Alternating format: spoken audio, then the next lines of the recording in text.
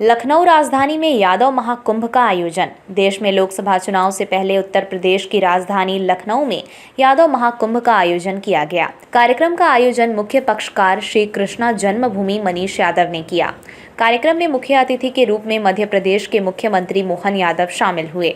मध्य प्रदेश के मुख्यमंत्री के साथ साथ भाजपा के कई बड़े नेता, उत्तर प्रदेश के उप मुख्यमंत्री ब्रजेश पाठक और बड़ी संख्या में बीजेपी कार्यकर्ता भी शामिल हुए। इस महाकुंभ को करवाने का मकसद सिर्फ यही है कि यादव वोटरों को ज़्यादा से ज़्यादा भारतीय जनता पार्टी की ओर ला सकें। यादव वोटरों को भारतीय जनता पार्टी की तरफ आकर्षित करने के लिए मध्य प्रदेश के मुख्यमंत्री मोहन यादव खुद राजधानी लखनऊ पहुंचे। यादव महाकुंभ में शामिल होने के लिए बड़ी संख्या में महिलाएं और बच्चों के साथ बुजुर्ग भी कार्यक्रम में पहुंचे। आने वाली आवाज 5000 साल के उस काले कष्ट वाले समय को याद दिलाती है, जब धर्म की हानि हुई, हाहाकार मच रहा था। ऐसे समय पर एक ऐसे बालक का जन्म होने के पहले से घटाएं, काली घटाएं जैसे आज पूरा माहौल अलग ढंग से बता रही थी।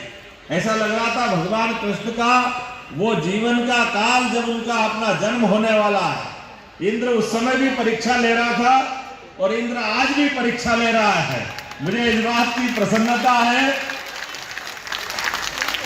मैं जिनके सामने बात कर रहा हूं, ना ये उस समय झुके थे ना ये आज झुके हैं। जैसे थे वैसे के वैसे ही है। ये जो हमारा आनंद है, मनीष का जोश समुद्र की लहरों की उफान की तरह आगे आ रहा है। लेकिन मनीष अब बैठ जाओ, मैं तो खुद आपके साथ ही हूं। हम अपने भावनाओं के जो ज्वार है उसका बचा के रखे, ये ताकत हमको और काम आएगी। अभी हमारी ताकत की जब जरूरत पड़ेगी तो मैंने भरोसा ही नहीं किया, क्योंकि मैंने अपने मुख्यमंत्री कोई बनता तो बहुत पैसे वाला होना चाहिए, बहुत सारे विधायक का समर्थन होना चाहिए, बहुत सारे प्रकार के परिवार का बैकग्राउंड होना चाहिए। मेरे अपने परिवार में तो ये कुछ नहीं था। मेरे अपने परिवार से कोई दूसरा विधायक नहीं, मेरे परिवार से कोई सांसद नहीं, मेरे परिवार से कोई मंत्री नहीं, मेरे परिवार के इस पहले राजनीतिक क्षेत्र में इस प्रकार की कोई व्यवस्था नहीं। लेकिन उठा करके सीधा मुख्यमंत्री का जवाबदारी दी है। मैं इस बात का धन्यवाद देना चाहूंगा।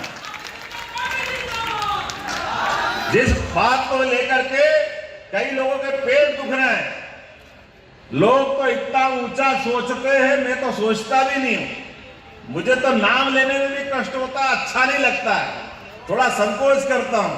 क्योंकि हम जिनकी जय जयकार करते भगवान कृष्ण की, उन्होंने राजनीति को अपने घर में नहीं आने दिया। लेकिन लोगों को समझ में नहीं आता, मेरे आने के पहले एक सभा करके जान करते इस सभा को बिगाड़ने का प्रयास कोई करता है, अपने लोगों को सावधान करने का प्रयास करता है। अभी तो हमने कुछ किया ही नहीं है, अभी तो अपने लोगों से मिलने ही आए हैं और निमंत्रण देने आए हैं। भगवान ने जहां 64 कला, 14 विद्या, 4 वेद, 18 पुराण, कोई एक बालक 64 दिन में कैसा निष्ठात हो सकता है? वो एकमात्र है वो यदुवंशी गोपाल कृष्ण, जिनने शिक्षा के मामले में का अध्यक्ष बनाकर 8 साल वो दर्जा दिया राज्य मंत्री का 2003 से 2010 तक। मुझे इस बात की प्रसन्नता है, उतने पे नहीं रुकी, पार्टी ने फिर एक और बार मौका दिया। 2010 से 2014 तक मध्य प्रदेश पर्यटन विकास निगम का अध्यक्ष, कैबिनेट का दर्जा देकर के मौका दिया। और मुझे इस बात का गर्व है, मेरी पार्टी तो इतना अच्छा सोचती है। आप तो भाग्यशाली हो, इतनी बड़ी आबादी, इतनी संख्या में रहते हो। मेरी विधानसभा में तो अपने स्वजन 500 भी नहीं है, 2,80,000 वोट में से, लेकिन सारा समाज साथ रहता है। मोदी जी खाली कहते ही नहीं है सबका साथ, खाली बोलते नहीं है, तो वो ये गारंटी भी देते हैं। ये मोदी की गारंटी है, समाज में केवल 4 ही जातियां रहेगी। और हमने सबने देखा कि जहां 500 आबादी नहीं है, वहां से मुझे एक बार नहीं 3-3 बार टिकट दे करके अपने समाज का गौरव बढ़ाया। मुझे इस बात की प्रसन्नता है। जंगल से ही गए थे, तो वो रिश्ता भी है कि मैं अपने घर आया हूं, ऐसा मुझे लगता है। इसलिए इस धरती से विशेष प्रकार का प्रेम भी मेरा है। और काल के प्रवाह में केवल मैं नहीं, हम में से कोई भी निकला हुआ गोपाल, जिसका गोपाल कृष्ण से संबंध आता है, वो अपनी पहचान किसी को बोले बिना बताए उसकी पहचान अपने आप बन जाती है। ये भगवान कृष्ण का आशीर्वाद भी है। और ये तो हम अगर भगवान कृष्ण के जीवन काल से देखें और सीखें तो भी ध्यान में आ जाएगा।